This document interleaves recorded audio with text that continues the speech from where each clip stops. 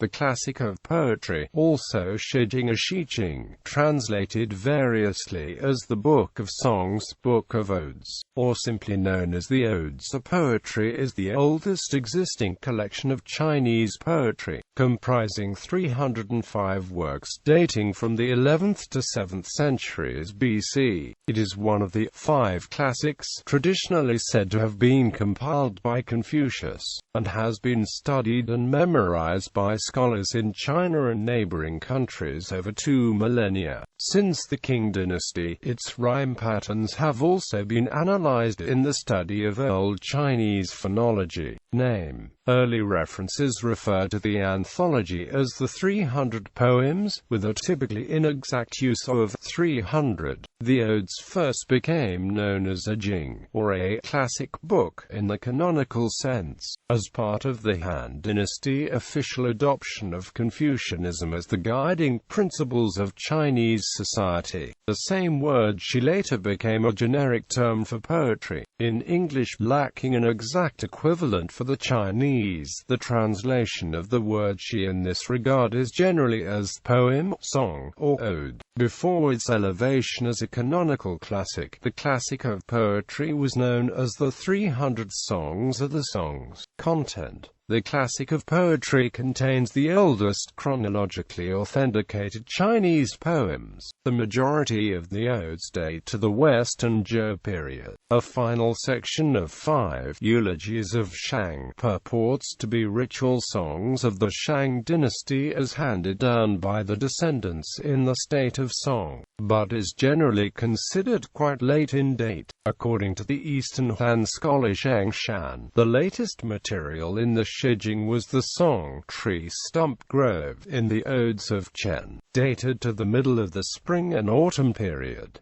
The content of the poetry can be divided into 2 main sections: the airs of the states, and the eulogies and hymns. The airs of the states are shorter lyrics in simple language that are generally ancient folk songs which record the voice of the common people. They often speak of love and courtship, longing for an absent lover, soldiers on campaign, farming and housework, and political satire and protest. On the other hand, songs in the 2 hymns sections and the eulogies section tend to be longer ritual or sacrificial songs, usually in the forms of courtly panegyrics and dynastic hymns which praise the founders of the Zhou dynasty. They also include hymns used in sacrificial rites and songs used by the aristocracy in the sacrificial ceremonies or at banquets. Style. Whatever the origin of the various Shijing poems as folk songs or not, they all seem to have passed through the hands of men of letters at the royal Zhou court. In other words, they show an overall literary polish together with some general stylistic consistency. About 95% of lines in the poetry are written in a 4-syllable meter, with a slight C0 between the second and third syllables.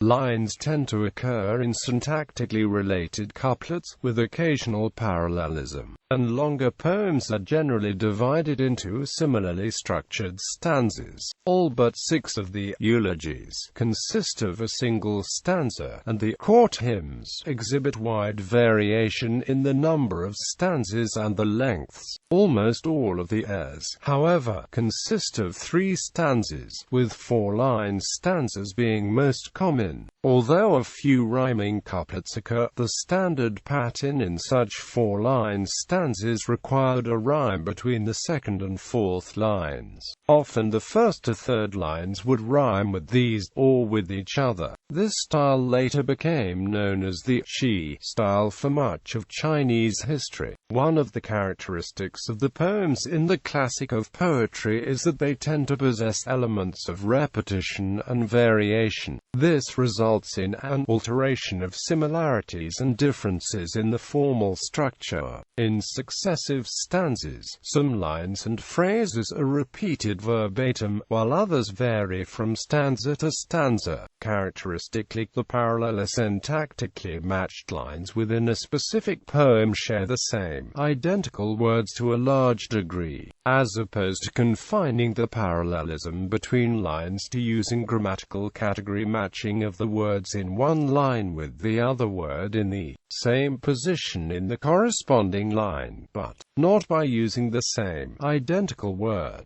Disallowing verbal repetition within a poem would by the time of Tang poetry be one of the rules to distinguish the old-style poetry from the new, regulated style. The works in the classic of poetry vary in their lyrical qualities, which relates to the musical accompaniment with which they were in their early days performed. The songs from the hymns and eulogies, which are the oldest material in the poetry, were performed to slow, heavy accompaniment from bells, drums, and stone chimes.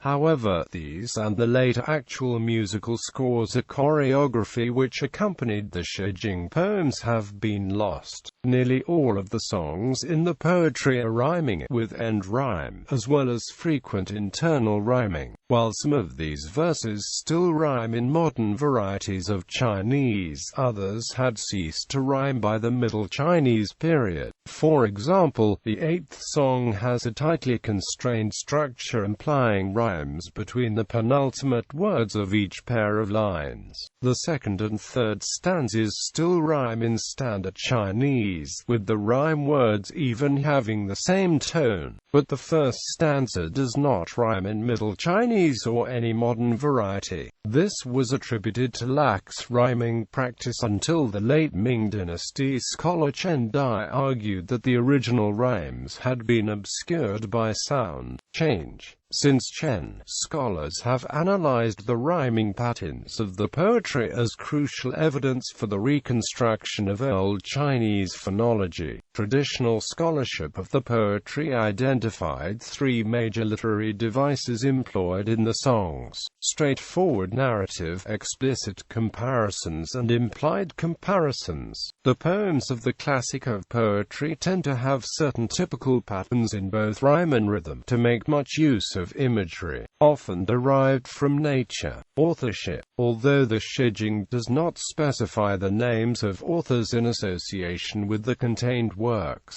both traditional commentaries and modern scholarship have put forth hypotheses on authorship. The Golden Coffer chapter of the Book of Documents says that the poem Owl in the Odes of Bin was written by the Duke of Zhou. Many of the songs appear to be folk songs and other compositions used in the court ceremonies of the aristocracy. Furthermore, many of the songs, based on internal evidence, appear to be written either by women or from the perspective of a female persona. The repeated emphasis on female authorship of poetry in the Shijing was made much of in the process of attempting to give the poems of the women poets of the Ming period canonical status. Despite the impersonality of the poetic voice characteristic of the songs, many of the poems are written from the perspective of various generic personalities.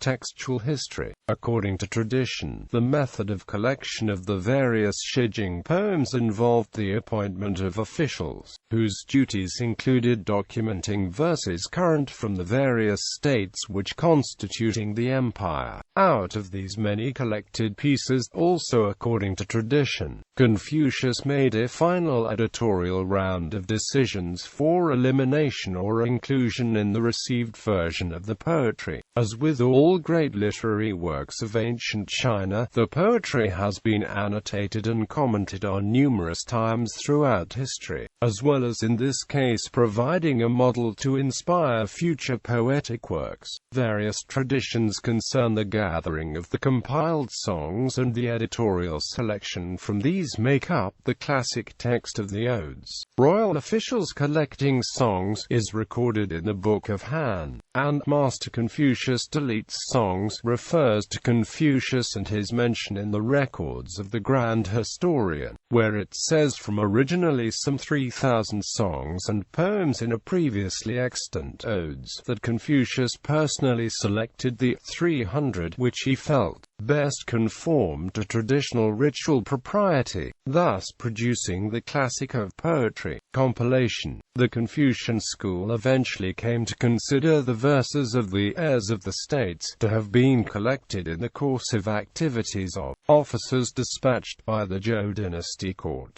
whose duties included the field collection of the songs local to the territorial states of Zhou. This territory was roughly the Yellow River Plain, Shandong, southwestern Hebei, eastern Gansu, and the Han River region. Perhaps during the harvest, after the officials returned from the missions, the king was said to have observed them himself in an effort to understand the current condition of the common people. The well-being of the people was of special concern to the Zhou because of their ideological position that the right to rule was based on the benignity of the rulers to the people in accordance with the will of heaven, and that this heavenly mandate would be withdrawn upon the failure of the ruling dynasty to ensure the prosperity of the subjects. The people's folk songs were deemed to be the best gauge of the feelings and conditions, and thus indicative of whether the nobility was ruling according to the mandate of heaven or not. Accordingly, the songs were collected from the various regions, converted from the diverse regional dialects into a standard literary language, and presented accompanied with music at the royal courts. Confucius, the classic of poetry, historically has a major place in the 4 books and 5 classics,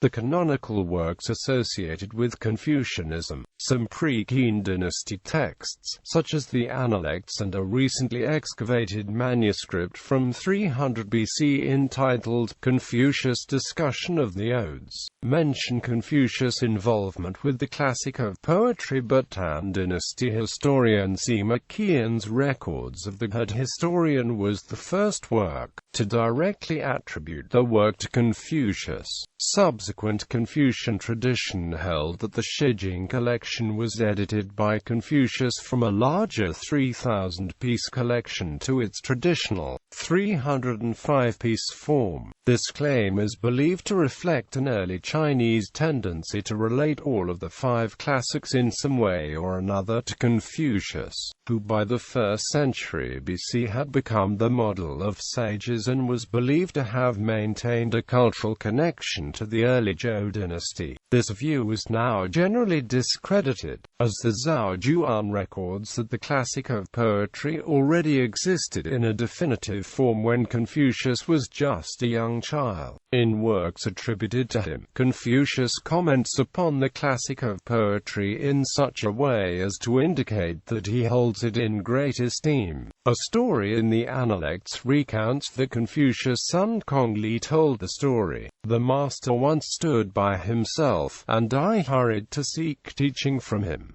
He asked me, "You've studied the Odes?" I answered, "Not yet." He replied, "If you study the Odes not, then I have nothing to speak." Han dynasty. According to Han tradition, the poetry and other classics were targets of the burning of books in 213 BC under Qin Shi Huang, and the songs had to be reconstructed largely from memory in the subsequent Han period. However, the discovery of pre-Qing copies showing the same variation as Han texts, as well as evidence of Qing patronage of the poetry, have led modern scholars to doubt this account. During the Han period there were 3 different versions of the poetry which each belonged to different hermeneutic traditions. The Lu poetry, the Qi poetry and the Han poetry were officially recognized with chairs at the Imperial Academy during the reign of Emperor Wu of Han. Until the later years of the Eastern Han period, the dominant version of the poetry was the Lu poetry, named after the state of Lu, and founded by Shen Pe, a student of a disciple of the Warring States period philosopher Zunzi. The Mao tradition of the poetry, attributed to an obscure scholar named Mao Heng who lived during the 2nd or 3rd centuries BC, was not officially recognized until the reign of Emperor Ping. However, during During the Eastern Han period, the Mao poetry gradually became the primary version. Proponents of the Mao poetry said that its text was descended from the first generation of Confucius students, and as such should be the authoritative version. Zhu Shen's influential dictionary Shuowen Jiezi, written in the 2nd century AD, quotes almost exclusively from the Mao poetry. Finally, the renowned Eastern Han scholar Zhang Shan used the Mao poetry as the basis for his annotated edition of the poetry. By the 5th century, the Lu, Qi and Han traditions had died out, leaving only the Mao poetry, which has become the received text in use today. Only isolated fragments of the Lu text survive, among the remains of the Xiping stone classics.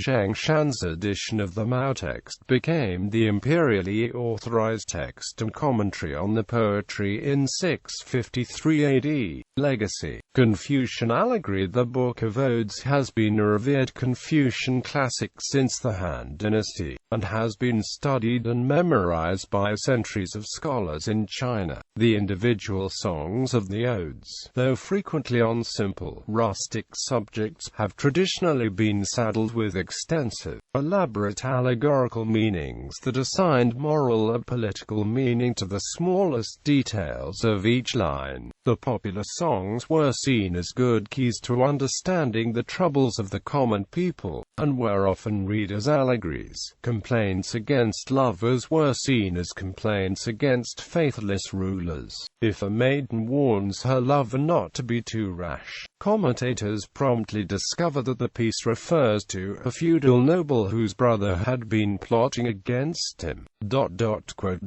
The extensive allegorical traditions associated with the Odes were theorized by Herbert Giles to have begun in the Warring States period as a justification for Confucius' focus upon such a seemingly simple and ordinary collection of verses. These elaborate, far-fetched interpretations seem to have gone completely unquestioned until the 12th century, when scholar Zhang Qiao first wrote his skepticism of them. European phonologists like Giles and Marcel Granet ignored these traditional interpretations in their analysis of the original meanings of the Odes. Granet, in his list of rules for properly reading the Odes, wrote that readers should take no account of the standard interpretation, reject in no uncertain terms the distinction drawn between songs evicting a good state of morals and songs attesting to perverted morality, and all symbolic interpretations, and likewise any interpretation that supposes a refined technique on the part of the poets. These traditional allegories of politics and morality are no longer seriously followed by any modern readers in China or elsewhere. Political influence. The Odes became an important and controversial force, influencing political, social and educational phenomena. During the struggle between Confucian, legalist, and other schools of thought, the Confucians used the Shijing to bolster the viewpoint. On the Confucian side, the Shijing became a foundational text which informed and validated literature, education, and political affairs. The legalists, on the side, attempted to suppress the Shijing by violence, after the legalist philosophy was endorsed by the Qing dynasty, prior to the final triumph over the neighboring states. The suppression of Confucian and other thought and literature after the Qing victories and the start of burning of books and burying of scholars era, starting in 213 BC, extended to attempt to prohibit the Shijing, as the idea of allegorical expression grew when kingdoms or feudal leaders wished to express or validate their own positions.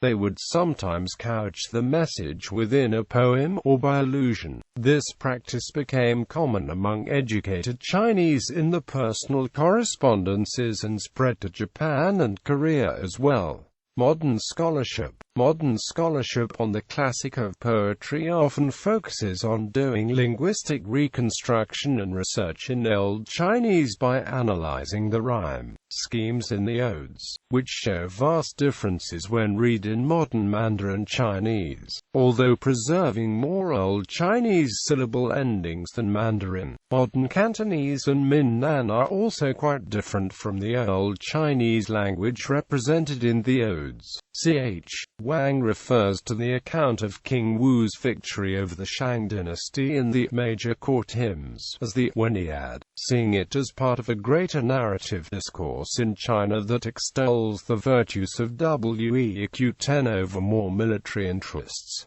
Contents list. Summary of groupings of poems from the classic of poetry. Note: alternative divisions may be topical or chronological. Song, Dia, Xioy, Wofeng. Notable translations. Legge, James. The Shih-ching, or the Lessons from the States. The Chinese Classics. 4. Part 1, Part 2. RPT. Hong Kong University Press. The Shih-ching, or the Book of Ancient Poetry. London, Trubner. The Shih-ching. The religious portions of the Shih-ching. The Shao-ching. The Sacred Books of China. 3. Jennings, William. The Shih-ching, the Old Poetry Classic of the Chinese. RPT. New York, Paragon. Couvre, Seraphim. Shih-ching, texte chinois avec une double traduction en français et en latin. Hokkien Mission Catholique. Granit Marcel. Fades et chansons anciennes de la Chine. Paris. Translated into English by E.D. Edwards. Festivals and Songs of Ancient China. New York. E.P. Dutton. Whaley, Arthur. The Book of Songs. London, Allen and Amp. Unwin. RPT. New York, Grove Press, 1996, with a preface by Joseph Allen. ISBN 0802134777. Karlgren, Bernhard. The Book of Odes. Stockholm, Museum of Far Eastern Antiquities. Pound, Ezra. The Confucian Odes, the classic anthology defined by Confucius. Cambridge, Massachusetts. Harvard University Press. Takada, Shinji. Shikyo, Tokyo. Shueisha, Cheng, Junying. Shijing Yeju. Shanghai, Shanghai Gujitu Banch.